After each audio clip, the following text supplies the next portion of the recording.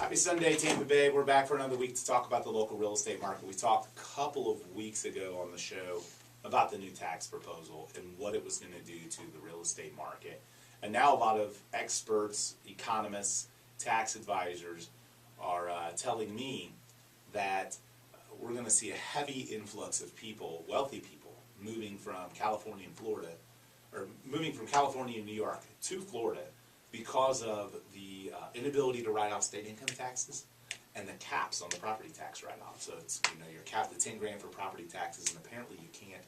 And I'm not a CPA, so I don't know the exacts about it, but there's some new policies in the tax law that eliminate or reduce people's ability to write off their state property, their state income taxes. So, for some people, some high net worth income earners in California, New York, up north, out west, they're starting to look at states like ours, that have, no state income tax, no property taxes, because,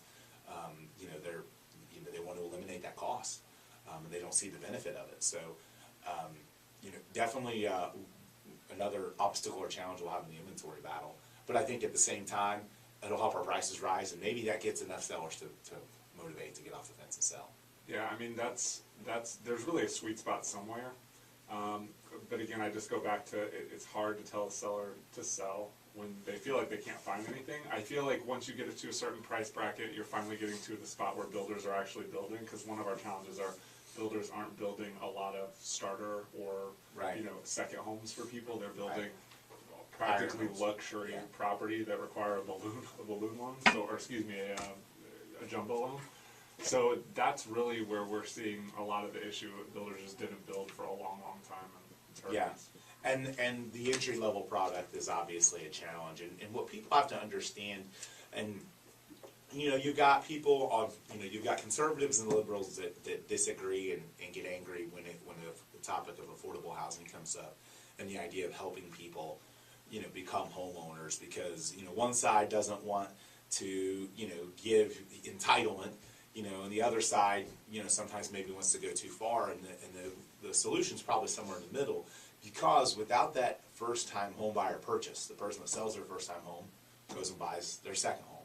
The person that sells that home goes out and moves up, and it's a domino effect. But if you don't have entry-level product, and you don't have inventory for that price point, the domino effect is so many. There's multiple sales that don't happen because of that. So it's a really crucial thing when you hear of governments promoting or pushing an affordable housing project or changes regarding affordable housing. Don't necessarily group that into the same category that you might with other entitlement type things, or because the reality is it has such a huge domino effect on not just the entire real estate market, but your home's value, the ability for you to sell your home. When inventory is low, man, we need everybody. We need everybody and everything to be able to create inventory from wherever it can be created from. So that's something I see sometimes. You have people on two different sides of the political spectrum that will disagree about government backing of an affordable housing project or area for homeowners.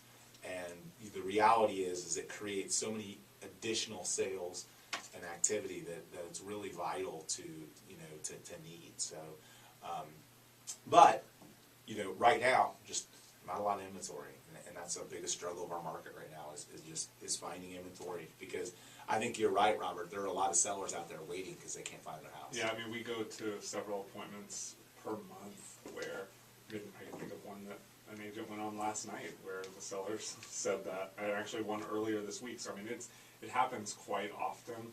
There's some ways that we can get around that and advise them of things, but you can't advise somebody something when they're not even calling because they have an assumption that. And the tough part is sellers have always done the whole sell contingency type thing, and that the obstacle is it just doesn't work in a market that's this hot when the house can get multiple offers. So it's almost like the seller has to reverse their thought pattern, and obviously we can do the guarantee or an immediate offer, but they also need to think about selling the house first, and maybe if that means sitting in an apartment for a little bit of time or having some sort of transition period before they find their next home, 'cause it's hard to line those two things up when there isn't a lot of options or inventory out there.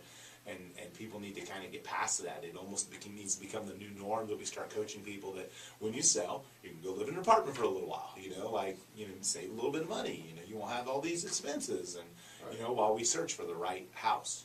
And there might be people out there as well that are in that situation that can afford to buy the new house prior to selling Sure. the other one. So, Sure.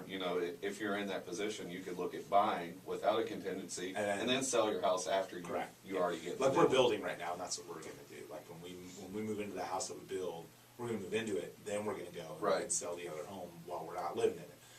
The other thing I would say on that same topic of buying or inventory and that sort of thing, I think a lot of people in the market's this hot because they really want to buy the wrong house because of all the pressures and all those types of things. And look, nothing, $10,000 isn't going to cover the pain that you have to deal with from living in the wrong house. I can tell you right now, if you're someone who really wants to live in the right house, sometimes when the inventory's light, sell your house, move into something temporarily, and then look for the right one. So, anyway, we're going to be back after a quick break. We're going to talk more about the local real estate market, talk a little bit about some tips for both buyers and sellers after a quick break here on 970 WFLA.